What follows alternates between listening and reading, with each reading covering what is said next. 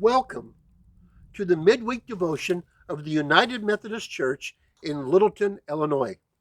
Every week, I try to put together a short devotion, usually on Wednesday. I start with a nature clip to remind us of our Creator God, and then I go to some thought for the week where you may agree with me, you may disagree with me as it pertains to our Christian life, but whether you agree or disagree, I ask you to think about it. For our nature clip this week, I think I'll show maybe a ballet of the dancing carp in the backwaters of the Illinois River.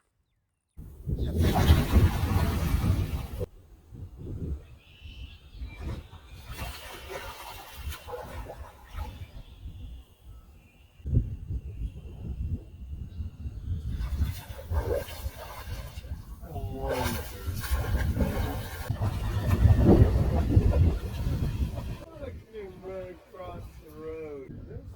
No, that's the road.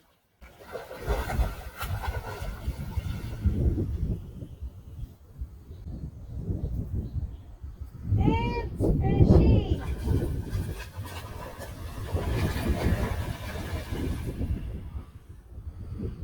Good job.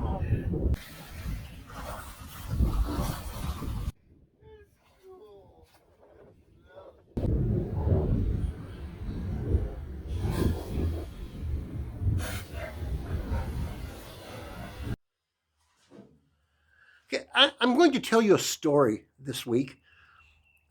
I heard it back in my college years, and I can't even remember where I heard it, but it goes something like this. Once upon a time, a long, long time ago, clear back to when I was in college, there was a college art professor who took his students on a field trip to a major city and a major world-class museum every semester. Now, these students had been learning about composition and light and shading and perspective, and they had been critiquing each other's work, and they themselves had turned in some works that the professor had critiqued. So in this museum, the professor would go around and ask the students, what do you think of this piece of artwork? What do you think of this piece of artwork? And they came to this kind of an open room, and nobody was in it. One piece of artwork on the opposite wall, empty room. And the professor said, what do you think of this piece of artwork? Well, the students kind of walked back and forth and to the back part of the room, to the front part of the room, from this perspective, from that perspective. They put in all of the ideas that they had been learning in art appreciation. And the professor would say to you, what do you think? What do you think? And each one would give their critique of that particular artwork. One of the students asked the professor, well, what do you think of this piece of artwork? The professor turned to the students and said, there is art that you critique, and then there's art that critiques you. We live in a day when it's popular for us to have our own opinions. We get on YouTube and spout off about things that other people really don't care about, as if our pronouncements on this issue had major significance to someone else in the world. And in the process of doing that, we critique God. We critique Scripture. We give our opinions of what God should be, or who God should be, or what a real God should be. We give our opinions of where Scripture is strong and where Scripture is wrong. We decide what we will accept, what we won't accept, and how we will interpret what we want to interpret by our guidelines. But what we don't realize is that we really are not critiquing Scripture. And we are not critiquing God as if there is anything that we can do to add to or diminish or correct or improve upon God.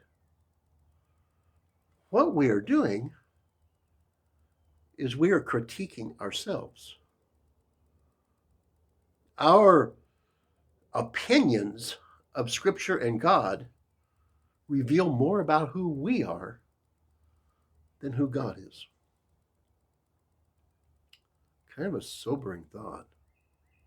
There's an old story that when asked if Socrates was the wisest man in ancient Athens, the Oracle of Delphi said there was none wiser.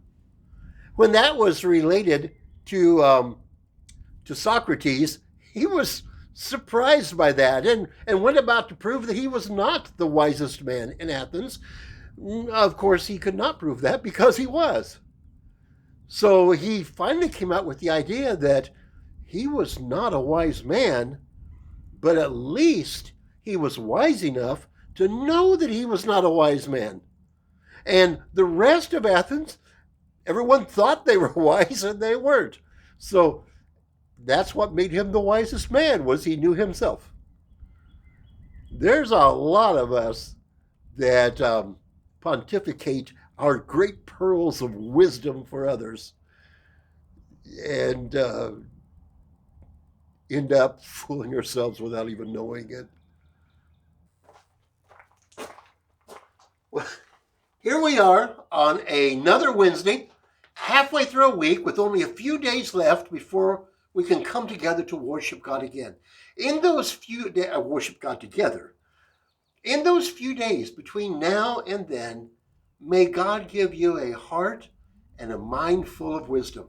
Because we're talking about knowing ourselves. We're talking about wisdom, true wisdom, not, false wisdom, puffing ourselves up as if we're something wise. And true wisdom is a gift from God. And may God bless you with wisdom this week.